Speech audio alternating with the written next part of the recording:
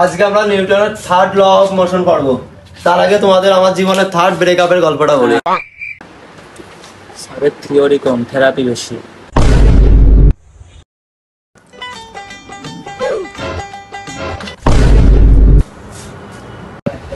জুয়েল আবারও দেরি। স্যার রাস্তা পুরো বন্যায় ভেসে গেছিল, আশ আমার সামনে সাঁতার কাটতেছিল, এই জন্য আসছি স্যার। দেখ তাই বলে 3 দিন লেট।